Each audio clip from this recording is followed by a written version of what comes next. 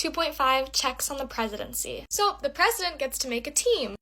And most people on this team serve at, like, the pleasure of the president. So, like, the president is in charge of their employment, like the current president. Now, Article 2, Section 2, gives the president the power to assemble this group to assist in his decision-making. So first, the vice president. They are determined before the election. They have little influence and, like, an undefined job description. And their influence and, like, their amount of authority in different roles is determined by the president. So it's up to the president to decide how, like, the vice president role will be. Depends on what the president wants them to do. They are named in the Constitution, and they will be the president if the president dies or is unable to serve. But they can shape and support policy by influencing a president's political stance. They can be appointed to do things, like that sort of stuff. Now, the president's cabinet is alluded to in the Constitution. There are 15 cabinet secretaries that advise the president, but they spend more time running these larger government departments, and the president can add additional members to their cabinet. Now, these secretaries, more modern presidents have tried to create a balance within these secretaries, trying to showcase a visible, diverse staff that's in interest to their agendas. So FDR appointed the first woman, and Lyndon Johnson appointed the first African American. And this sort of tokenism has continued until the President Jimmy Carter appointed a large amount of African Americans and women to their cabinet secretaries. Now, the State Department. The first department created of state was headed by Thomas Jefferson. If you've seen Hamilton, you know this. They promote foreign policy across the world. They're like the main diplomatic body. And for each nation that the U.S. recognizes, there is a State Department operates like an embassy and employs an ambassador for that nation that's recognized by the State Department. They're the top diplomat to represent us in the foreign nations, and they usually have a foreign affair career or international experts, although some have just been political appointees. The Defense Department, their headquarters are in the Pentagon, and secretaries of defense are civilian officers who serve the president. They cannot have served in the uniformed military service for at least 7 years because they feel that leadership needs to be distinct from the uniformed divisions. And ultimately, the people kind of run the military through, like, elections and constitutional civil officers and that sort of thing. And this includes the Army, Navy, Air Force, Marines. That's all in the Defense Department. Now, the Joint Chiefs of Staff. This is a council of the top uniformed officials from each, like, division, and they advise the president on military strategy. Federal agencies are sub-cabinet entities, and they carry out more specific government functions, and many fall under these larger departments. For example, the FBI is under the Justice Department. Other federal agencies you might have heard of, the FDA, IRS, CIA, Postal Service, and they carry out Congress's laws. Now, the president's immediate staff, there are lots of them. The Executive Office of the President, they operate very close to the White House, and they coordinate many independent agencies in order to carry out what the president wants, and they handle some, like, money stuff. And the EOP, Executive Office of the President, now includes the OMB, the CIA, etc.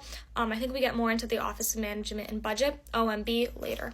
White House staff, these are the immediate specialist staff. They require no Senate approval, and they usually come from, like, the president's inner circle, so they don't compete for funding. They interact and travel with the president on a daily basis, and their individual relationship to the president determines the influence that they have. The Chief of Staff. For Eisenhower specifically, they became, like, the gatekeeper and in charge of the smooth operation of the White House. So they are not an official policy-making power, but the Chief of Staff tends to be, like, punctual, very detail-oriented, which allows the president to then be more in control of big-picture decisions. And the president goes to the Chief of Staff for, like, opinions, advice, etc., so they have a good amount of influence.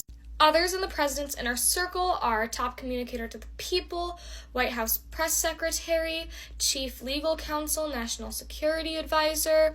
A national security advisor coordinates info coming to the president from the CIA, military, State Department, etc. to assess the security threats. Now on page 152, the book has this nice little graph. Do you need to know each and every one of those cabinet, department, agency things?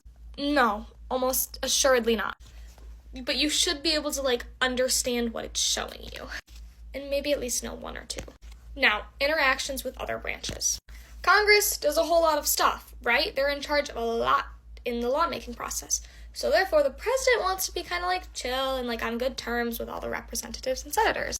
But their agenda between the Congress and the president, they don't always match. And so sometimes tensions will arise. As chief legislator, the president can direct the Office of Legislative Affairs to draft like bills and things. And as the president enforces the law, the court determines if they do it correctly. Checks on presidential powers. The Senate has advice and consent, which we talked about. The president's salary is set by Congress.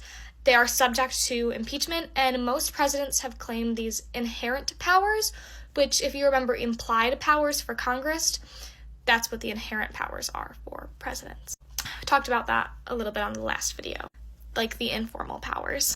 Now, Senate and presidential appointees. The president appoints a whole lot of people. There are these things called recess appointments, so if Senate is not in session when there's a vacancy, the president can appoint a replacement to serve until the Senate reconvenes and then votes. Very rare thing to happen, so it doesn't happen often. And often a pro forma or like in-form only session is called just for a few minutes so that the Senate is technically in session. Very short, but basically it prevents that from happening. Now, the Senate almost always accepts the president cabinet nominations. They've only rejected 9 department secretaries, and they tend to accept them because the people chose the president, so the president should therefore shape their administration, right? In recent years, presidents have actually chosen people to head cabinets and stuff from the opposite party. Some Senate standoffs, Bush named Towers the Secretary of Defense, and he had a good background, but there were drinking and womanizing allegations that were surfacing, and there was a conflict of interest because he had stock in corporations, and so the Senate voted no. And then Trump named Betsy DeVos as Education Secretary. She wanted private education, never worked in public schooling in any way. The educational community was generally against her, and competence seemed shaky. So there was a tie in the Senate, and that was broken by the vice president, who obviously said yes, because the vice president isn't going to go against the president. They ran together. Ambassador appointments, Senate is also likely to confirm these, and it's usually given to people who have helped with the campaign rather than maybe the most qualified people. Trump actually fired people and used acting like appointments for a while because he said that it let him work faster. So that's an example of how like this whole Senate approval thing can be used and understood. Now, the removal of officials. The president can remove upper executive branch officials. The Supreme Court decided that presidential appointees serve at the pleasure of the president. However, for heads of like regulatory things, there is a reason needed to fire somebody. Judicial interactions, those happen too between the president and the judicial system.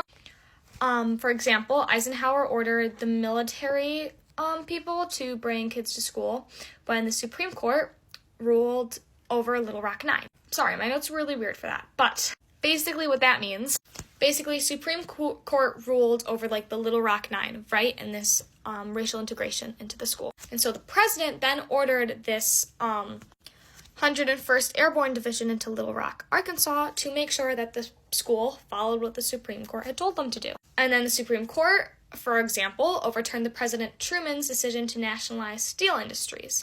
Courts also stopped Obama when he tried to delay the deportation of illegal immigrants. So that's how those two interact. Now, judicial appointments. The president appoints Supreme Court and federal court judges, or justices. Senate is much more likely to say no on this because, for example, Supreme Court justices serve for life. So very important decision, and they will stick around.